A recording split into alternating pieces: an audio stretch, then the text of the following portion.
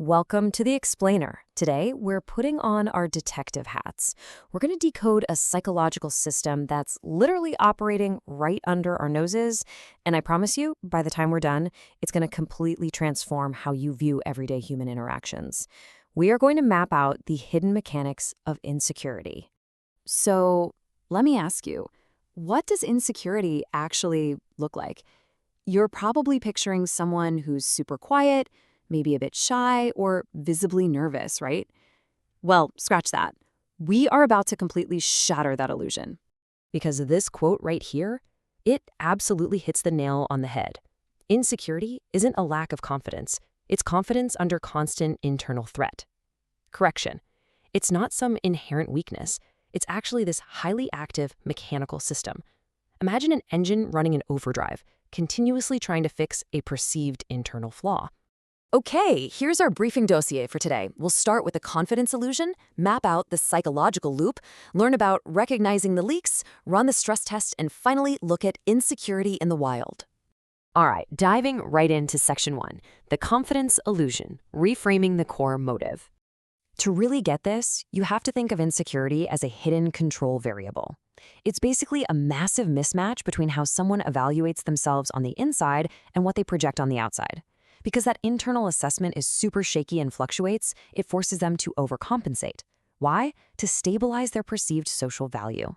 They are desperately trying to protect their self-image and avoid embarrassment at absolutely all costs. Moving on to section 2, the psychological loop, system dynamics. This whole thing plays out exactly like a self-correcting system that's completely out of whack. It kicks off with self-doubt. That doubt creates immediate, intense emotional discomfort. To soothe that feeling, the person deploys a compensation behavior, exaggerating a story or throwing around unnecessary dominance. And sure, it works, but only for a minute. That temporary relief relies entirely on external validation, which just traps them in a loop. They become completely dependent on the outside world to keep their self-image afloat. And here is the ultimate irony.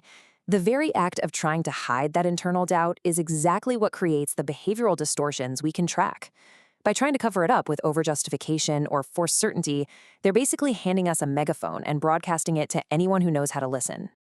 Let's look at section 3, recognizing the leaks, categorizing behaviors. If we take these behavioral leaks and categorize them into overcompensation, defensiveness, and validation seeking, you suddenly get this crystal clear framework. Forced certainty in how someone speaks, that's overcompensation. What about when a tiny piece of neutral feedback gets treated like a massive personal attack? Getting a frantic 5-paragraph email explaining a simple typo? Absolute defensive signal. And then there's the constant attention seeking or fishing for reassurance. That's pure validation seeking, just trying to stabilize that internal loop. And because this is a mechanical system, it has super predictable failure points or triggers. We're talking hypersensitivity to praise, massive overreactions to tiny critiques, getting triggered by status comparisons, or just being exposed to social evaluation. If you can recognize these specific triggers, you gain a massive advantage, because these are the exact moments the insecure system is scrambling for external validation to keep from falling apart. All right, section 4, the stress test, avoiding false positives.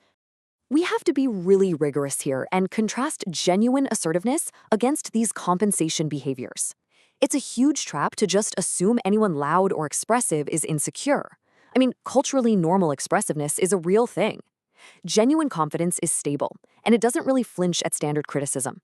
Compensation behavior, though, that relies heavily on over-explaining, forced certainty, and being hypersensitive to any kind of evaluation. This leads to a really critical modern insight. You literally cannot diagnose insecurity based on how someone acts at their baseline. The absolute most reliable indicator is their instability under evaluation pressure. It's all about what happens when the stakes get high and they're actually being judged. Does the system hold up, or does it start to leak? Look, human behavior is a messy mix of identity, environment, and stakes. Someone might be totally rock solid in one area of life, but a nervous wreck in another.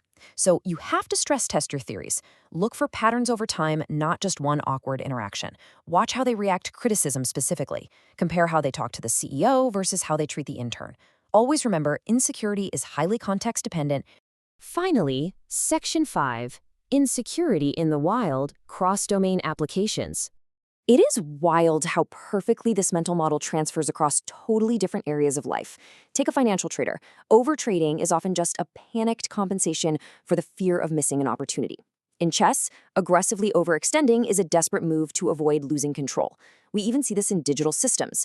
Erratic, noisy cybersecurity logs, that's a network acting unstable under pressure. In leadership, an overly aggressive command style is usually just a band-aid for feeling like you lack real authority. And yeah, posting nonstop on social media is the ultimate digital validation loop, the exact same system operating everywhere.